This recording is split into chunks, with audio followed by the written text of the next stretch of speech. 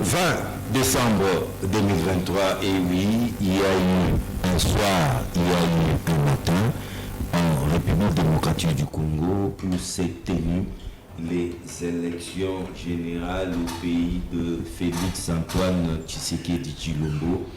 Au lendemain de ces élections, une seule question taraude tous les esprits.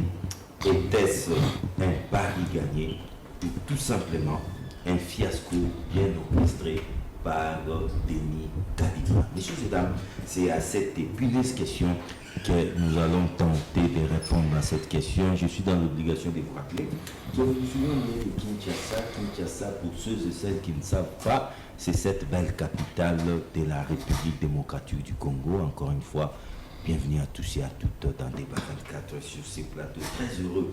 Il était avec nous la fois dernière. Là, c'était avant les élections. Mais maintenant, c'est après ces élections.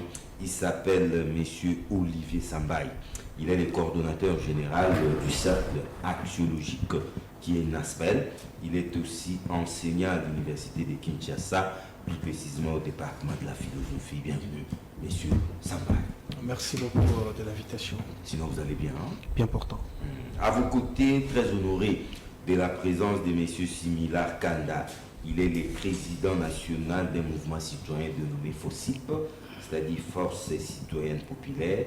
Il aime bien se présenter aussi comme un capiliste poutiniste. Bienvenue. Bienvenue, M. John Chitende. Je vous remercie beaucoup. Nous avons toujours dit que tant que le PPRD aura raison, son avenir sera assuré. Merci beaucoup. Aujourd'hui, le monde et la réalité a donné au PPRD raison par FCC. Nous sommes tristes et déçus de ces élections. Monsieur Kanda, c'était juste votre présentation. Vous n'avez pas suivi M. Sambaï. Vous aurez tout le temps. Nous ne sommes qu'au début de l'émission. Je m'excuse. Merci beaucoup. L'expression démocratique. Le temps pour moi de présenter monsieur le professeur José Mujumbu. C'est un analyste politique indépendant. Bienvenue. Merci beaucoup, M. John. Et je salue tous les co-débatteurs d'aujourd'hui. Et la population qui va nous suivre.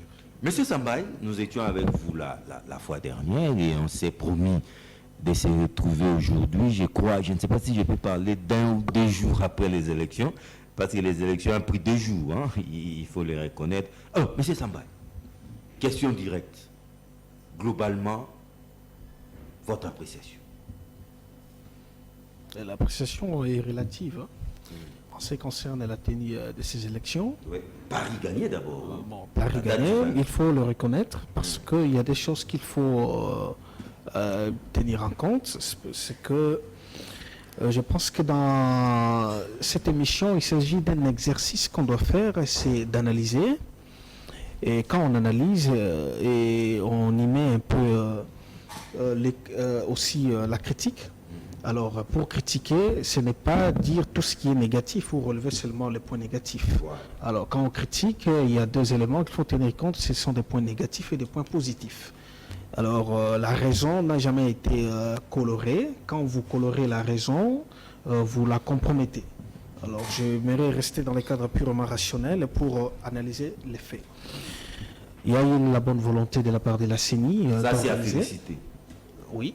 Il y a eu la bonne volonté de la part de la CENI d'organiser les élections, la volonté de respecter les calendriers, la volonté d'apporter quelques innovations, parmi lesquelles vous avez le centre Boussolo qui n'a jamais existé. Voilà. Aujourd'hui, on va assister, comme on voit en France, les tendances.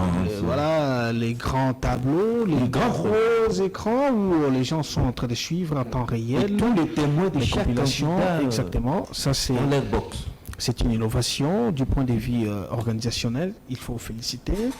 Innovation aussi dans l'organisation en ce qui concerne les cartes électorales qui nous avaient été apportées, hein, avec QR code, innovation, parce qu'on voulait copier ce qui s'est fait ailleurs où vous avez la carte en couleur et mais la photo en noir et blanc. Ça, il faut le reconnaître. Mais du point de vue négatif, il y a innovation aussi du côté de la diaspora, M. Sambaï. Innovation côté de la diaspora.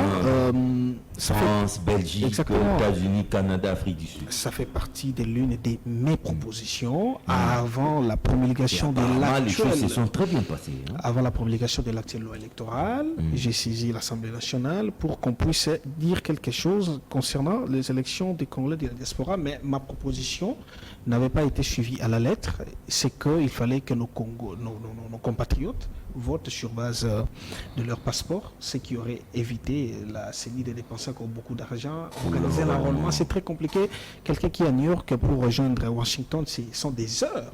Vous avez les États-Unis, par exemple, des Congolais qui sont à Dallas pour rejoindre, par exemple, l'ambassade qui se trouve à Washington. C'est deux fuseaux horaires. Je vous dis, deux fuseaux horaires différents. Et puis les trajets, peut-être c'est Kinshasa, Belgique. Quelqu'un va se déplacer seulement pour récupérer la carte d'électeur, très compliqué. Nous avions proposé à ce qu'on vote sur base des passeports parce que les serveurs ici au niveau du ministère des Affaires étrangères pourraient filtrer tous ceux qui ont des passeports à l'âge de la majorité et présenter les données à l'ambassade. Quoique cela n'ait pas été respecté à la lettre, la politique a jaugé nos propositions et a tenu compte. Qu'est-ce qui n'a pas marché d'abord? Alors, ce qui n'a pas marché, c'est dans l'organisation, il a manqué la bonne planification de la part de la CENI. La CENI n'a pas bien planifié et la bonne planification aurait permis à la CENI de respecter l'article 58 de la loi électorale. L'article 58 qui prévoit la mise à disposition des matériels 48 heures avant. 48 heures avant, les matériels, les kits électoraux et tout ce qui constitue les kits électoraux pour l'organisation des élections doivent arriver en lieu des élections dans chaque bureau. 48 heures avant, ce qui n'a pas été le cas. En tout cas, dans aucun bureau, les matériels... Même à Kinshasa, même dans les centres où j'ai voté, les bureaux étaient ouverts. Mais si à Kinshasa, c'était déjà Kinshasa, très compliqué. Vous savez, sillonner la ville, comme je l'ai fait aussi le mercredi 20 décembre, et dans beaucoup de centres, ça a ouvert en retard. Mauvaise planification. Alors, en dehors de la mauvaise planification, il y a aussi, toujours dans le cadre de la planification, le respect de timing, parce que l'une des vertus, c'est la ponctualité et le respect de temps. C'est qu'on dit souvent que au Congo, quand vous voulez inviter quelqu'un à 14 heures, dites-lui que l'événement commence à 12 heures pour qu'il puisse arriver toujours en retard. Nous sommes restés dans ça. On n'a pas respecté les timings. Les bureaux n'ont pas ouvert à l'heure et la durée des votes n'a pas aussi été respectée suivant l'article 60 de la loi électorale qui prévoit que les bureaux ouvrent à 6 heures pour fermer à 17 heures. Alors il y a eu des bureaux, aucun bureau, en tout cas je persiste et j'estime, aucun bureau n'a ouvert à 6 heures juste. Donc ça, c'est le côté négatif du point de vue organisation. Il a manqué la planification. Il a manqué aussi la présentation ou la prise au sérieux de la cartographie des risques. Parce que organiser les élections, c'est un projet. Quand vous organisez les projets, pour sa réussite, il faut faire la cartographie des risques et gérer ces risques pour que votre projet soit concrétisé. La CENI, parce que la parole doit tourner. Ouais. Par conséquent, estimez-vous que ces élections doivent tout simplement être annulées? Vous estimez que, bon, malgré ces irrégularités, ça passe? Eh bien, vous savez, le vainqueur ne crie jamais au report. Jusque-là, on n'a pas encore pu. Exactement. Quelqu'un qui est très intelligent par rapport aux étudiants, je sais voir, il peut y avoir il arrive qu'il y ait des situations très compliquées dans la délibération des étudiants. Et il arrive qu'il y ait des situations pendant l'examen, nous pouvons en tant qu'enseignants décider de l'annulation d'une interrogation d'un examen. Mais l'étudiant qui est tellement intelligent ne va pas accepter, qui s'est bien préparé. Celui qui s'est bien préparé dira non, j'ai souffert, j'ai passé des nuits blanches pour ces résultats, il faut que je l'accepte. Mais celui qui ne s'est pas présenté, comme la femme du roi Salomon, vous connaissez, vous vous rappelez, qui disait non, qu'on coupe cet enfant en deux parce que c'était pas son enfant. Elle a maintenu assez qu'on ne puisse pas couper l'enfant en deux. Vous comprenez? Donc ceux qui ne s'étaient pas bien préparés, nous l'avions dit les vendredis passés, vous verrez peut-être des candidats.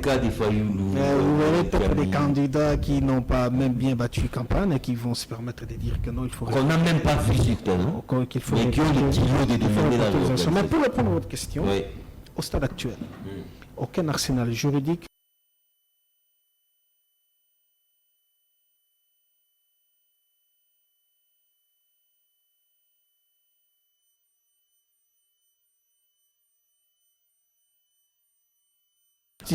qui gère les questions électorales ne saura pas annuler les élections parce qu'il n'y a aucune disposition légale qui prévoit l'annulation des élections.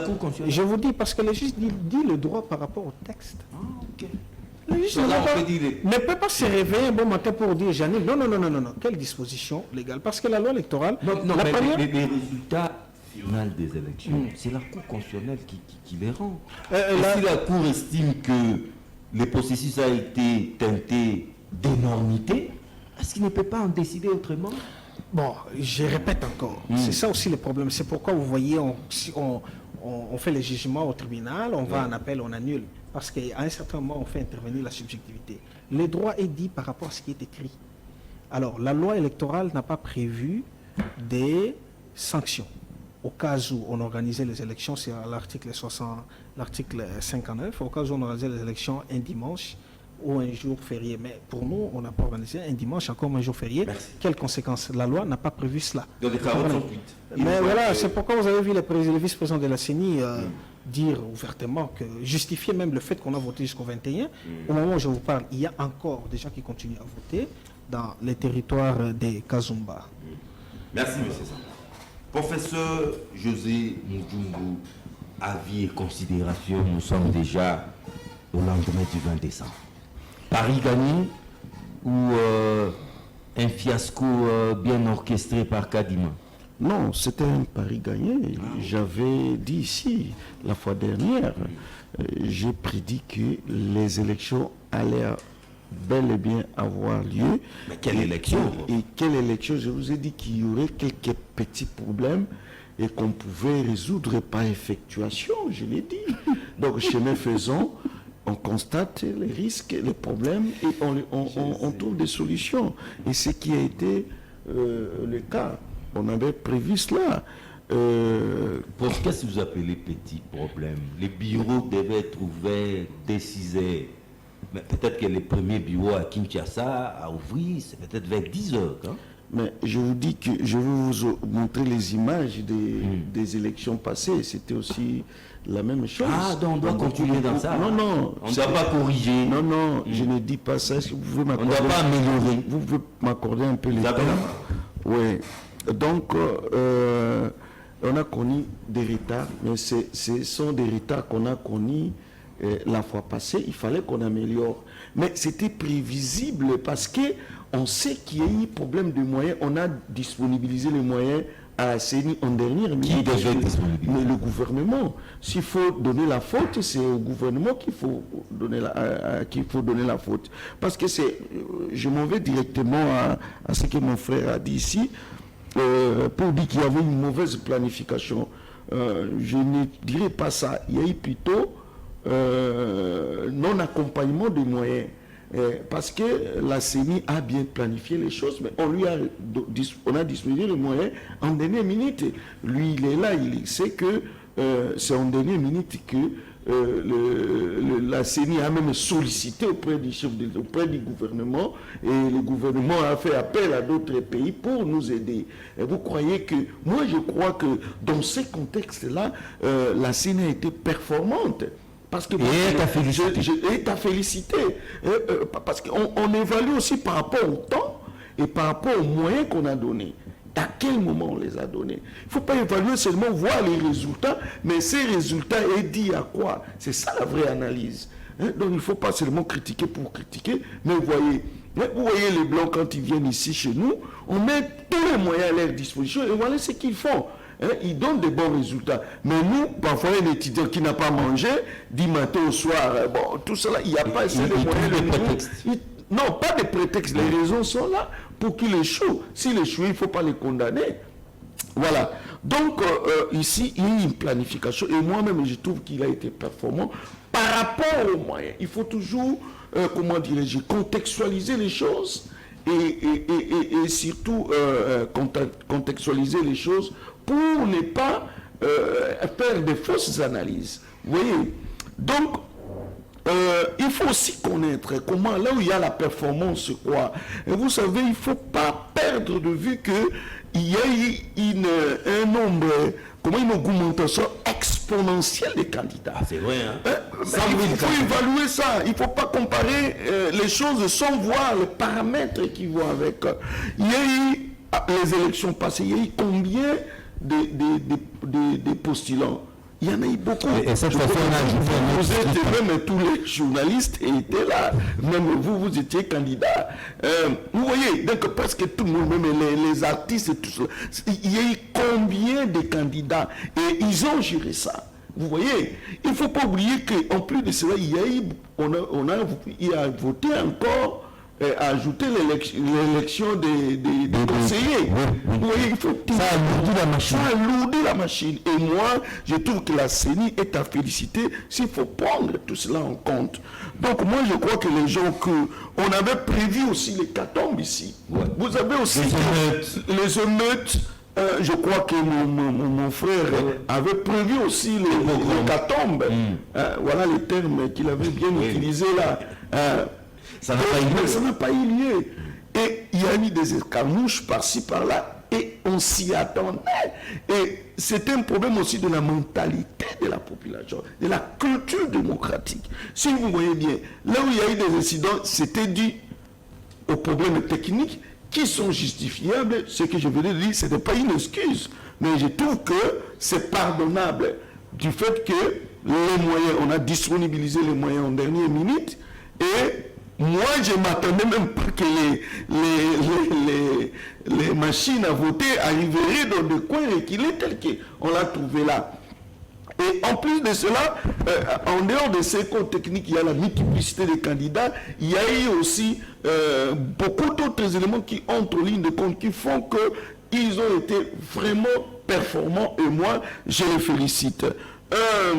L'état de l'ouverture de bureau, je l'ai généralisé, je l'ai déjà dit ici, on peut comprendre.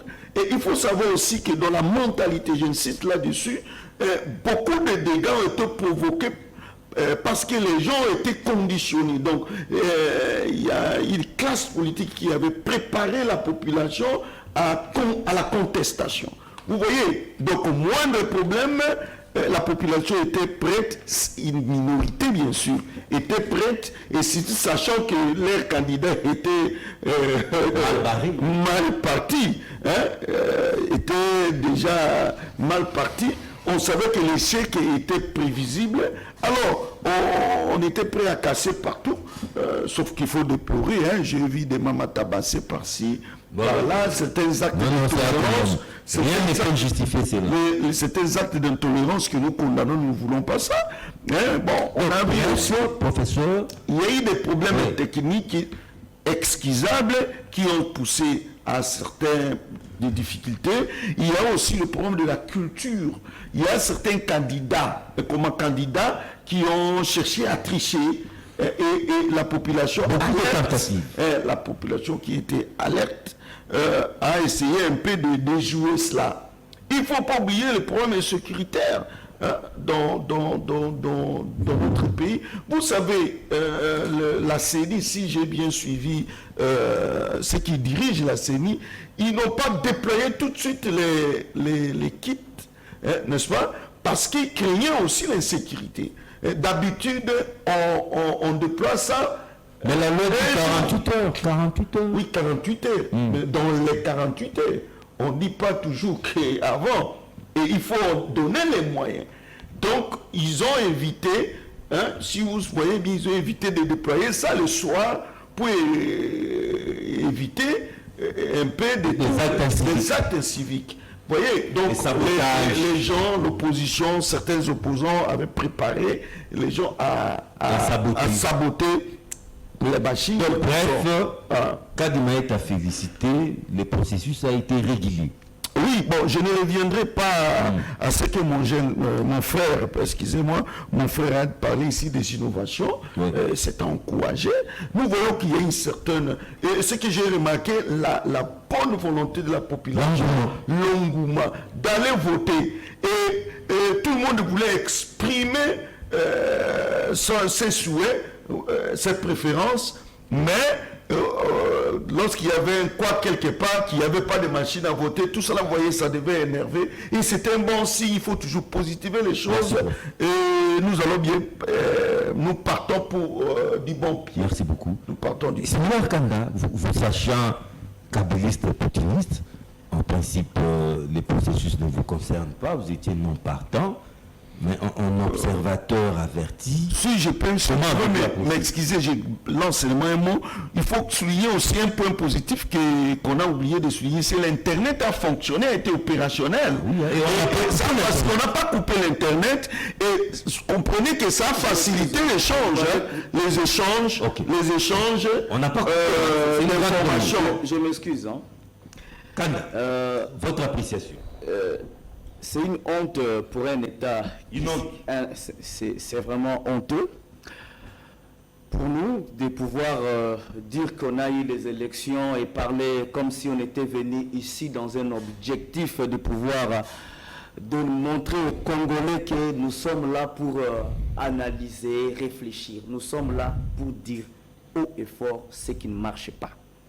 Nous ne sommes pas là dans notre manière d'approcher les choses, caresser les démons, dans le but que demain, ça puisse causer un drame.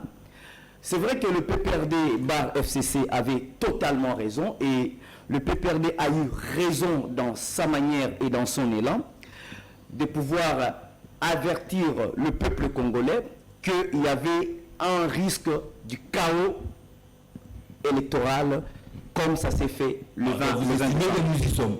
Nous sommes dans un chaos électoral. Pour preuve, je commence d'abord.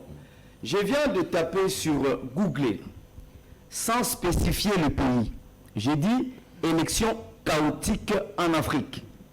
Ça m'a fait sortir la République démocratique du Congo. Quelle année? Ça, c'est quelle année? 100 années. Sans années. Ça peut être aussi les élections précédentes. On parle de cette élection aujourd'hui. Quand ça a été actualisé. Mais je vous dis, je n'ai pas tapé avec année. Je m'excuse. Je m'excuse, John. John, je m'excuse. Okay. J'ai refusé de taper l'année, mais ça m'a donné les éléments de cette année. Peut-être que ce sont les élections. Non, je vous dis, je vous remets, vous allez voir, vous pouvez taper vous-même sans mettre l'année sur Google. Élection chaotique en Afrique. Vous avez les données de la RDC. Non, vous avez les données de la RDC de ces élections qui viennent de se dérouler. Je m'excuse. Vous avez les données de ces élections. Ok. Alors, tout ce qui s'est passé, ce qui est vrai, nous avons besoin d'un renouveau démocratique. Nous avons besoin d'aller de l'avant. Ce qui s'est passé hier, j'ai du mal même à dire qu'il y a eu élection. Parce que, en termes d'élection, lorsqu'on parle d'élection, on parle d'un scrutin qui d'abord, au départ, est inclusif, secondement, qui est transparente et à la fois aussi démocratique. Nous n'avons pas relevé ces éléments. C'est en fait un processus électoral dont nous avons fait face, qui a été imposé par ces régimes dictatoriaux, dominateurs, ces régimes qui conduisent le Congo à la balkanisation par un tribalisme dominateur, et c'est ces régimes qui nous ont donné des élections totalement chaotiques et dramatiques. Je vous donne des éléments. J'ai été dans plusieurs centres où j'ai circulé, dans la commune d'Engaba, où jusqu'à 12 heures, il n'y avait pas encore de machines. Je vous donne des éléments. Lorsque je suis allé dans toutes les chambres, dans la commune d'Engaba et dans la commune de Lancélé, on a pris les témoins, on les a mis à l'écart. Or, le processus électoral fiable, comme le dit le professeur et l'autre, à coup sûr, je dois connaître. L'autre s'appelle M. Sambaï. C'est pas un problème, je ne connais pas le nom. Non, mais l'autre, c'est M. Sambaï. Bon, ça va, on peut dire ça. Comme lui le dit, et mon frère Gédéon va toujours appuyer, et l'autre, le professeur, va aussi appuyer. Je m'excuse. Va aussi appuyer que ce sont les bonnes élections. Je vous dis qu'on n'a pas tenu compte des éléments de contrôle. Les observateurs étaient dans tous les centres. J'ai appelé même ceux qui me représentent en province. Dans tous les centres, les témoins étaient mis à l'écart. Aujourd'hui même, le territoire de Kabare.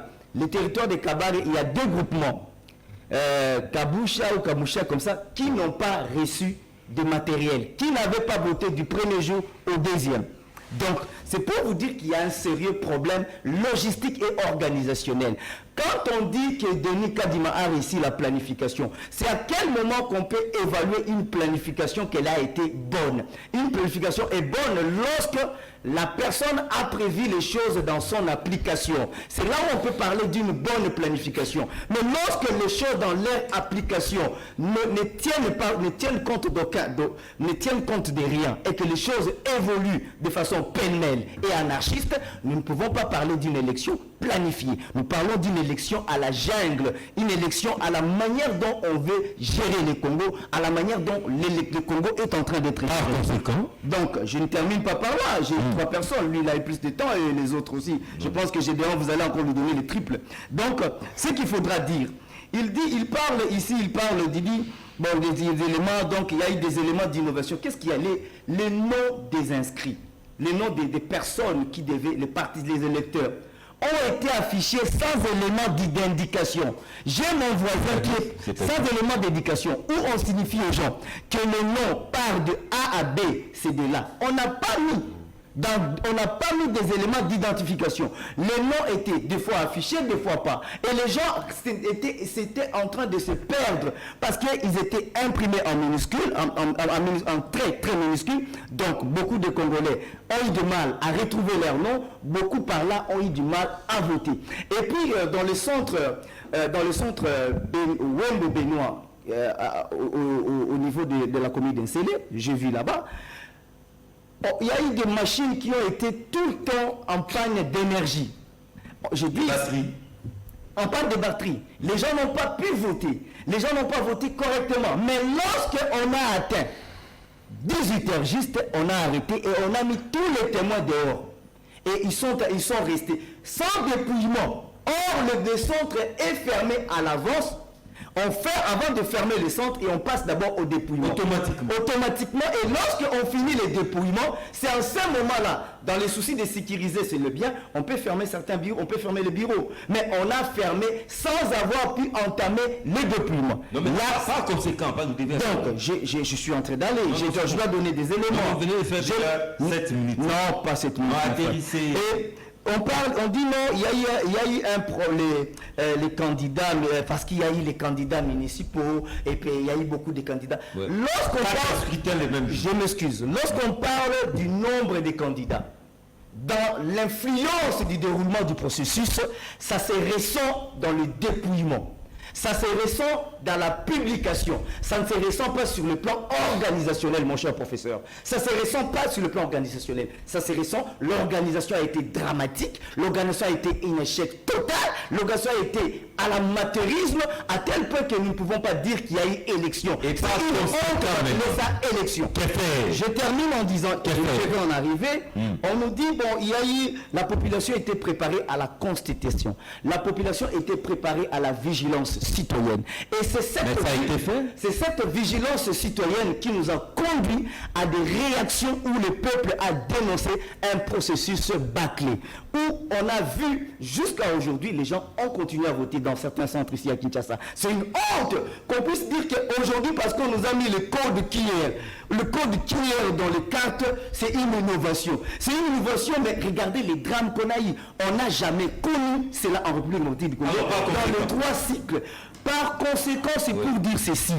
Pour le PPRD FCC, ce n'est pas une élection. Par contre, je tiens à dire quelque chose.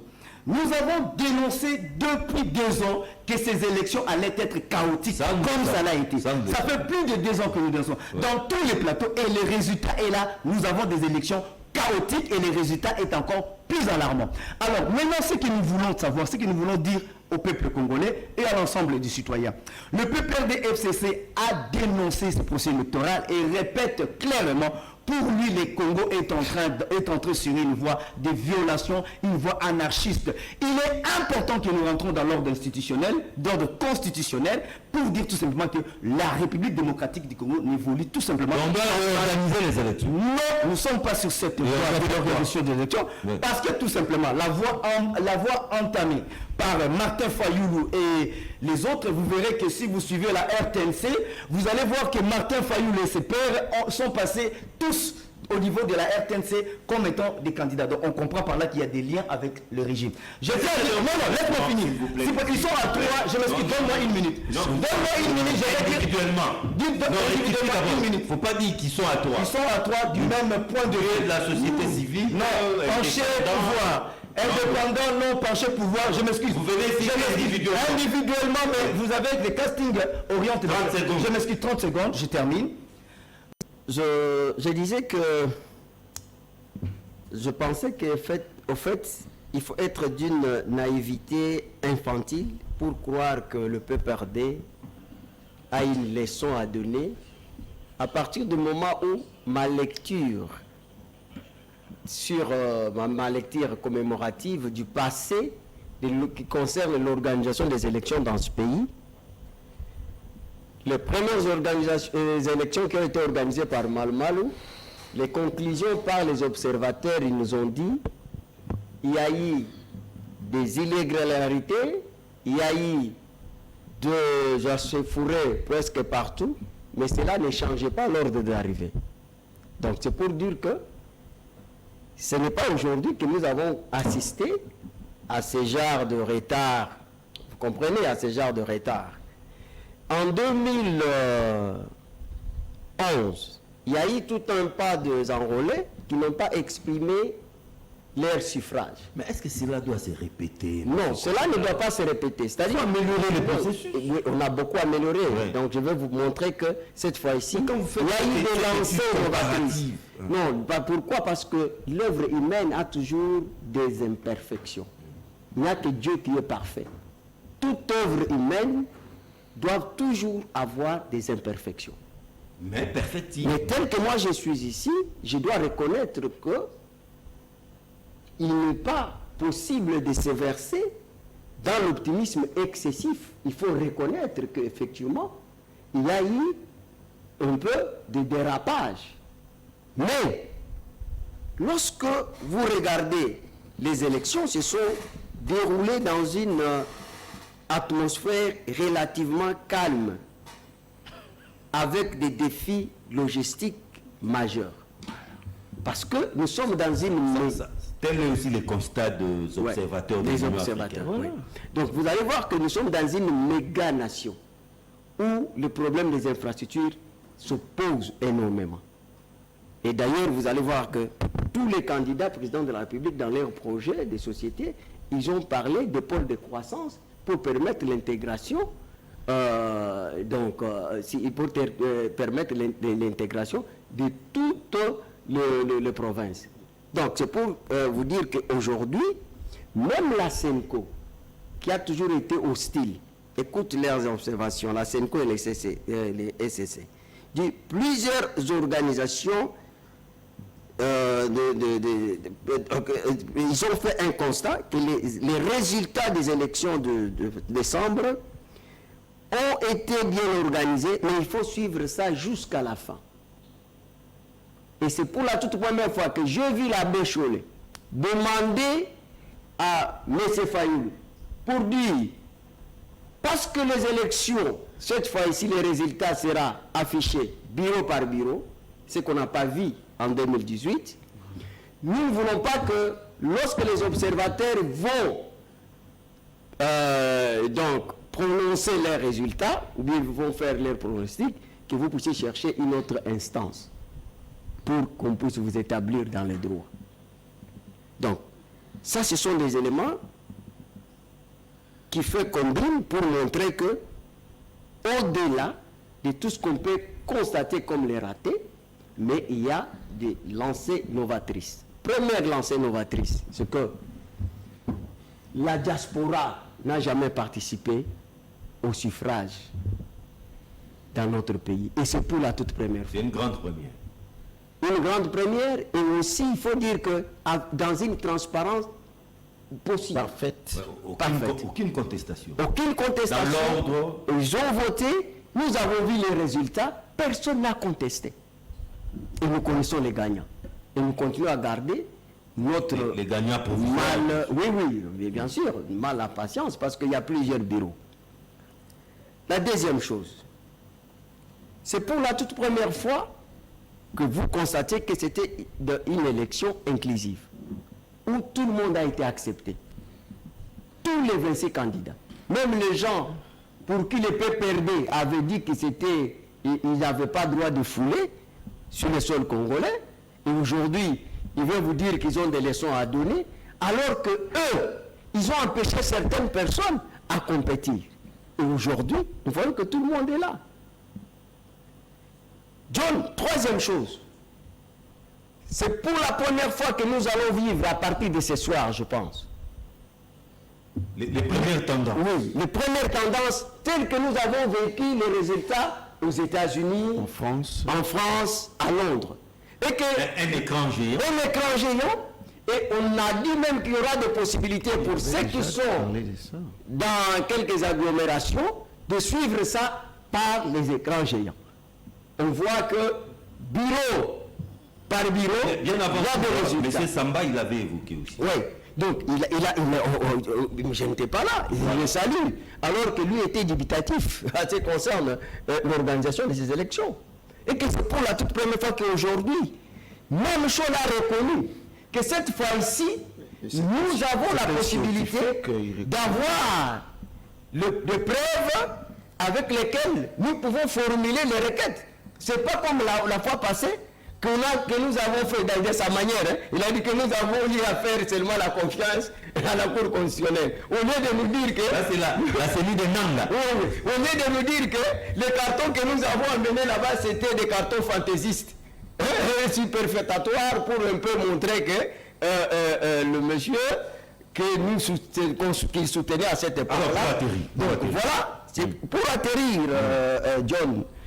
Nous sommes en train d'encourager. J'ai entendu les gens vous dire ici que non, les élections, il y a des gens qui continuent à voter. Bon, je n'ai pas cette information, mais regardez. Tout ce qui s'est fait, c'est pris en charge par la disposition de la loi. Que dit la loi? L'article 50 de la loi électorale dit ceci. Lorsque vous êtes dans un bureau de vote et que vous constatez que les 11 heures est épuisées et qu'il y a encore les gens qui sont enrôlés et qui n'ont pas encore exprimé leur suffrage. On leur donne des jetons. Mais attendez, c'est-à-dire qu'on leur donne la possibilité de voter jusqu'à la dernière personne. Oui. Jusqu'à la dernière personne. Donc, il faut comprendre, vous savez, une disposition de la loi, c'est une réflexion ou c'est une expression de la société. Regardez la volonté ou les sentiments qui avaient animé les Congolais et que vous puissiez lui dire que non, ça fait maintenant 11 heures et qu'on ferme. Donc, ça on allait encore créer. On a bon. Et puis, il faut dire qu'il y a quand même des précédents. Hein? Il y a quand même des précédents. Oui, on a vu à Kisangani et à Kingasani plutôt, donc en 2018. Mais ça, c'est un peu généralisé. Hein? Non, mais j'ai dit ceci, c'est-à-dire parce qu'il y a des gens qui prétendent nous donner des leçons, alors que ce sont des gens qui sont dans la politique spectacle. Monsieur Samba, leurs casseroles sont... Monsieur Samba, nous travaillons un peu dans des conditions difficiles. Je vous donne la parole. Malheureusement, c'est aussi les derniers tours de table. Oh là là. Vous ramassez et puis vous pouvez directement aussi encore. Merci beaucoup. Je rappelle que je n'entre pas dans les débats politiciens, je ne le suis pas, je suis scientifique. Quand j'interviens dans un plateau de télé, c'est pour faire des critiques constructives. Alors, l'élégance, c'est aussi une des vertus des intellectuels ainsi que des scientifiques. Je rappelle ici que la fois dernière, peut-être il y a une généralisation abusive ou mauvaise captation. J'avais prévu certains soulèvements dans des centres. Je pense que vous avez revu, pogrom dans certains centres, dans certains coins. Ah, il y en a eu. Effectivement. Où c'est? Il y a eu des soulèvements. Vous savez, nous sommes à Kinshasa, vous êtes informé que la population avait pris d'assaut les bureaux et puis a cassé des machines à voter. Nous sommes à Ituri, il y a eu même déplacement de certains électeurs. À Lodja aussi. À Lodja également, voilà, parce que Kinshasa ne résume pas les Congos. Je connais la psychologie sociale, l'imaginaire collectif des Congolais. Je sais les taux d'alphabétisme, comment est-ce que la population peut réfléchir, comment la population peut se comporter lorsqu'il s'agit du processus électoral. Et je ne pouvais pas citer des coins. Effectivement, il y a eu quelques soulèvements. C'était mes mots et je suis très logique quand je dis quelques soulèvements. Et effectivement, il y a eu quelques soulèvements. Et tout cela, c'est par rapport à l'organisation. Je reviens rapidement sur ce que le professeur a dit. En ce qui concerne la planification, la CENI n'a pas bien planifié, faute de moyens. Vrai et faux, parce que la CENI pouvait déjà présenter des contraintes logistiques depuis très longtemps. Malheureusement, la CENI l'a fait le 5 décembre. Les contraintes d'ordre logistique, malheureusement. La gestion des risques. La gestion des risques. La CENI nous présente des contraintes logistiques le 5 décembre. Or, Corneille Nangaa, quoi que l'on puisse dire, de Corneille Nangaa, mais c'est en janvier 2018 qu'il nous avait présenté des contraintes d'ordre logistique et le gouvernement avait mis en place des moyens pour décanter cette situation. Donc moi je reste dans des formes, des pensées concernant l'organisation. Donc la CENI a manqué la bonne planification. On ne devrait pas dire que c'est une œuvre humaine, ce n'est pas parfait. Je m'insurge contre cette thèse-là. Je m'insurge contre cette thèse-là parce que si on s'ouvre à la raison, il y a lieu de construire une œuvre humaine parfaite. Un exemple, dans le domaine de l'architecture, les bâtiments, c'est une œuvre humaine, non? Les bâtiments qu'on construit, les meubles Sosacom, ça respecte les normes. Non, je dis, c'est une œuvre humaine. C'est une œuvre humaine. Bâtiment, ça fait combien d'années, combien de décennies? Vous comprenez? Quand on respecte la norme, la procédure, effectivement. Mais on entretient toujours. Bon, quand on entretient, c'est-à-dire quand on... Pour dire que c'est pas si parfait. Quand on construit, on termine. Qu'est-ce qu'on dit? C'est un beau bâtiment. L'entretien, parce que l'être humain aussi l'entretient. On dirait que l'être humain est parfait, mais pour l'être humain, on tombe malade, non? On va à l'hôpital, on va se faire soigner. L'entretien n'exclut pas la perfection d'une œuvre. On va toujours dire yes, yes, yes. Ce qui veut dire que, quand on dit l'imperfection d'une œuvre humaine, ce qui veut dire que quand l'œuvre est réalisée, on trouve des choses qui ne pouvaient pas, en principe, se retrouver dans cette œuvre-là. Alors, lorsque nous sommes dans une situation où on s'ouvre à la raison, il y a lieu de bien faire les choses.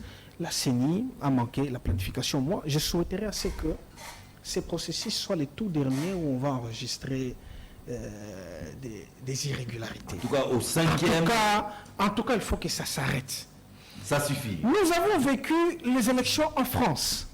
Juste après la publication, c'est Nicolas Sarkozy qui monte en premier. Et pourtant, il était candidat à sa propre succession pour féliciter François Hollande.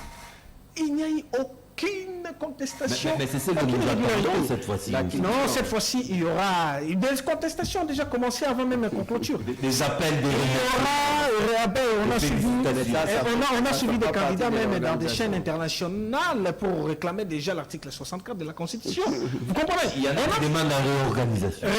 Les uns demandent la réorganisation, les autres demandent l'article 64 pour que la population se prenne en charge. Et pourtant, la publication n'est pas encore... Les autres se revendiquent aussi d'avoir gagné. Bon, réfléchissons par l'absurde.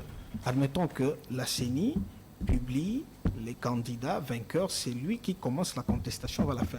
Il va encore demander à ce qu'on réorganise parce qu'il sera vainqueur. C'est ça le problème. C'est ça le problème. Et si c'était failli? Il faut qu'on soit élégant lorsque nous sommes dans la critique constructive. Alors, ce qui sous-entend que... Ça, en tout cas, ça c'est mon vœu. Mon vœu, en tout cas, le plus ardent, que ces processus soient les taux derniers où on va enregistrer des contestations ainsi que des irrégularités. Il y a lieu d'organiser les élections sans contestation, sans irrégularité. Je propose ceci, parce que moi je ne peux pas passer au plateau de télé, critiquer pour critiquer sans proposer. Pour éviter à ce qu'on tombe encore dans des cas d'irrégularité, la première des choses, premièrement, qu'on supprime l'enrôlement. Ouémounda a été nommé en 2011, au mois de février, pour organiser les élections le 28 novembre 2011, s'il vous plaît. Il a trouvé un fichier électoral, nous étions fait enrôler en 2009. Et lui n'a fait qu'enrôler les nouveaux majeurs en 2011. Rappelez-vous. Ça, c'est vrai. Parce qu'il avait déjà trouvé un fichier électoral. Les nouveaux majeurs. Exactement. Là, c'est en 2011. Ça n'avait pas très servi que 3 mois pour toute la RDC. Et le 28 novembre, on avait eu des élections. Qu'on supprime cette histoire d'enrôlement qui nous prenne 500 millions de dollars dans chaque processus. On parle de 1 milliard, 300 millions. 1 milliard 100 millions de dollars comme budget. Si on enlève 500 millions, ça ne reste que 600 millions pour organiser les élections. Ou avec le même budget, c'était 2 tours en 2006. Donc on supprime l'enrôlement. Comme le NIP a commencé avec l'identification de la population, qu'on stoppe d'abord l'identification, qu'on fasse précéder l'identification au recensement. Parce que premièrement, il faut qu'on recense d'abord la population. On a des données démographiques. Sur base de ces données démographiques, on identifie la population. En ce moment-là, le ministère de l'Intérieur mettra à disposition de la CENI les données démographiques pour que la CENI organise en respectant les calendriers. Dire que quand un an a commencé, disons, Denis Kadima a commencé en retard, c'est aussi un argument que je ne vais pas accepter dans ce sens qu'il a été nommé au même moment qu'Isidore Kwanja qui nous a organisé le jeu de la francophonie. On a assisté à la cérémonie d'ouverture, on ne pouvait pas croire que nous étions en République démocratique du Congo. C'est pas la même chose. Mais ce n'est pas la même chose. Les élections, c'est quand même les jours et la nuit. Hein? Les élections, c'est un jeu parce qu'il y a des règles, il y a des candidats qui sont... Voilà. Vous comprenez? Donc il y a lieu qu'il organise de façon objective, de telle sorte que nous ayons de très bonnes élections. Merci beaucoup. Professeur, je crois que vous allez me donner le même temps que lui. Il a fait 5 minutes. Bon, vous savez, quand on évalue, quand on analyse, il faut savoir d'où l'on vient et situer là où on est, n'est-ce pas? Raison pour laquelle je parlais ici, quand on parle des élections chaotiques, il faut aussi comparer les élections actuelles par rapport aux élections passées. Ce n'est pas interdit. Je vous ai envoyé une chaîne de référence, TV5, en 2018. On parlait des élections chaotiques en RDC. Je crois que vous l'avez, les images. Et puis, souvenez-vous des élections qu'on nous a envoyées en 2018, où on a jeté même comment on appelle ça, les histoires en consigne, les résultats là, hein, les PV qui ont été jetés sous la pluie. Et on n'a même pas, souvenez-vous qu'on a publié les élections, les résultats sur à la Fikine. Alors que la loi interdit cela, on avait déjà publié les résultats pendant que on n'avait pas encore terminé même les dépouillements. Souvenez-vous-en. Moi, je crois que c'est comme ça qu'on compare pour voir s'il y a évolution ou pas. Parce qu'on ne peut pas faire un bond d'un coup, on quitte les mauvaises élections jusqu'aux meilleures élections. Je suis content que mon frère souhaite, c'est ce que nous souhaitons aussi, qu'il y ait de bonnes élections. Mais il faut savoir les éléments de contingence pour avoir ces bonnes élections. Je vous ai parlé des pesanteurs sociologiques, psychologiques de la population. Il m'a parlé ici de la psychologie sociale de la population. Moi, je suis psychologue de formation. Et je ne peux pas dire que je suis l'unique qui connaît tout, mais je sais comprendre quelque chose. Donc, c'est un facteur très important, la psychologie de la population.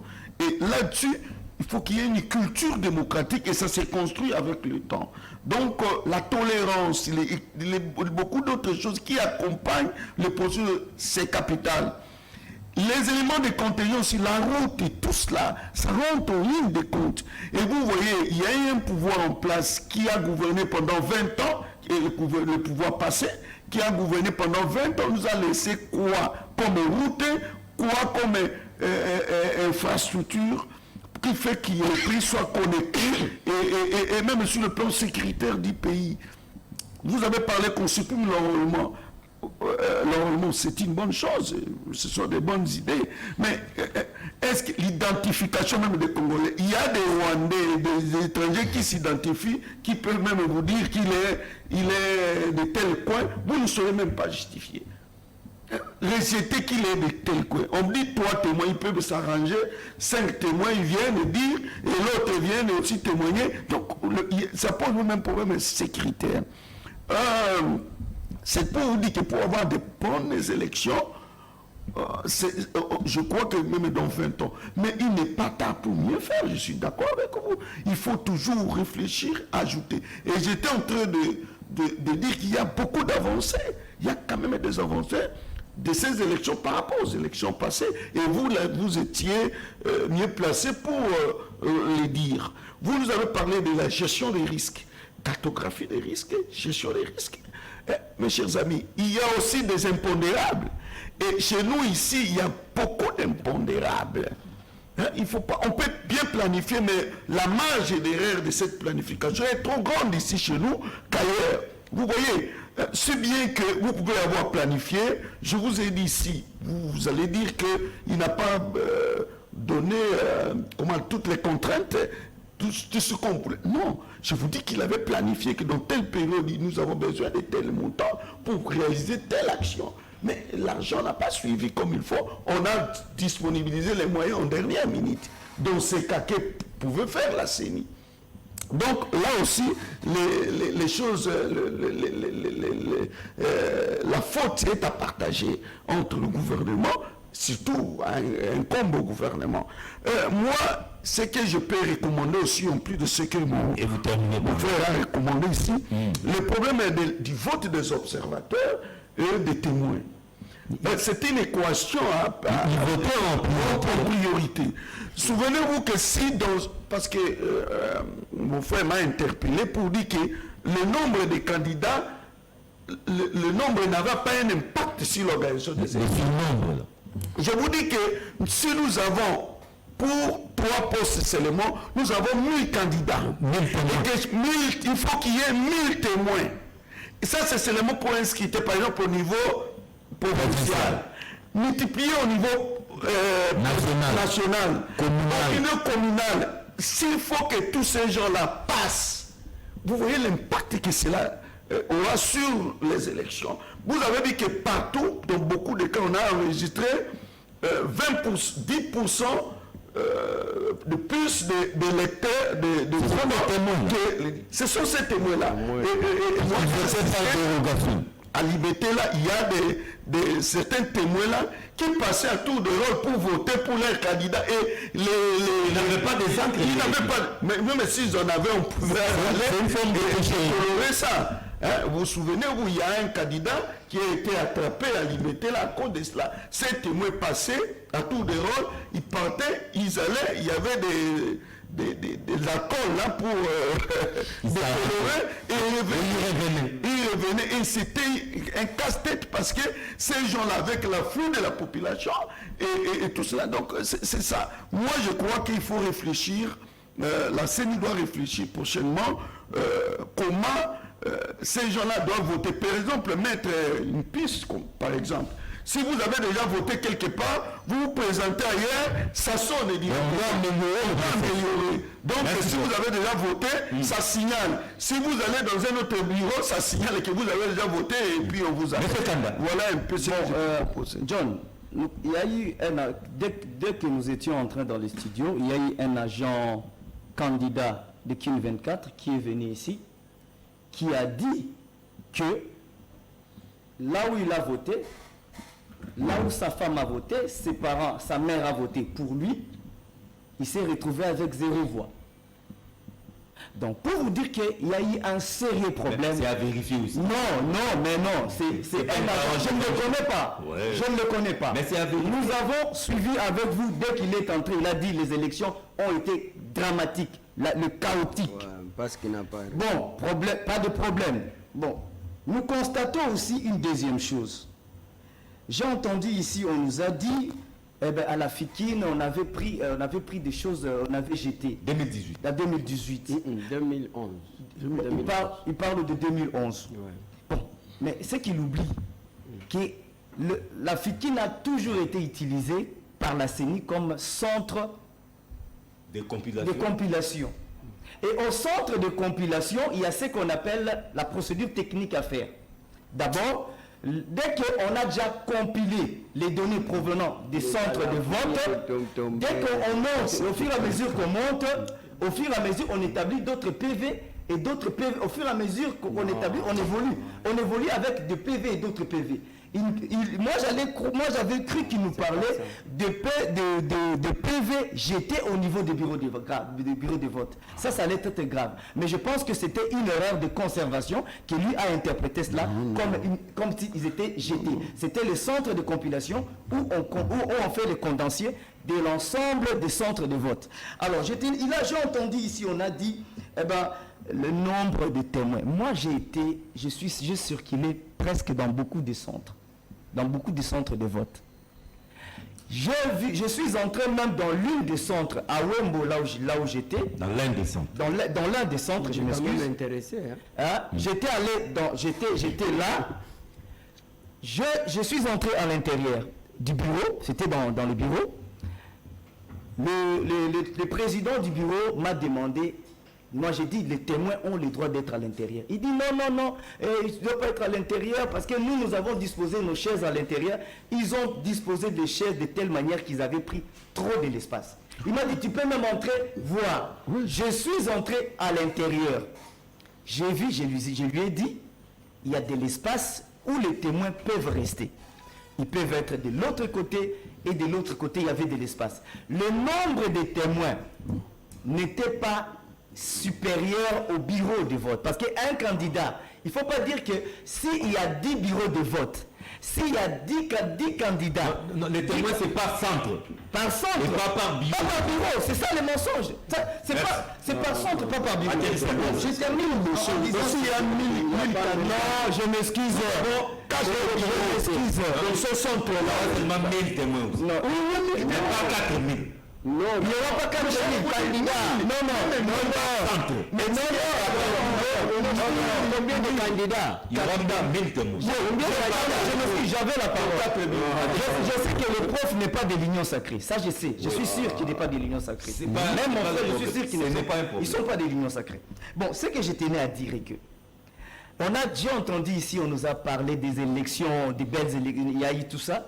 Mais je vous dis que les éléments essentiels de ces élections, qui est l'apaisement, on ne refuse pas au cours d'une élection qu'il puisse y avoir ce ne sont pas des élections apaisées. Mais ce ne sont pas des élections apaisées au départ et des élections au finish qui ne n'ont pas permis aux citoyens congolais de j'ai pas eu mes 5 minutes. John, écoutez, John, j'ai pas eu 5 minutes. problème de journal. Il a eu 5 minutes. Moi, j'ai pas eu 5 minutes. Problème de journal, mais c'est 5 minutes. Vous n'allez pas terminer tout. Non, mais il a donné à lui plus. Moi, il m'a donné moins. Vous avez eu plus de temps. Vous êtes à 3. Je suis quand même, c'est pas sérieux. C'est pas sérieux. Les amis, c'est pas sérieux. ce sont des propositions Je suis très déçu. pour les perspectives d'avenir. Dans les perspectives d'avenir, moi, je propose qu'on puisse supprimer carrément l'existence de la CENI. Et qu'on puisse... Qui va organiser les élections? Oui, donc, comme dans tous les pays, il faut que ça soit au ministère de l'Intérieur.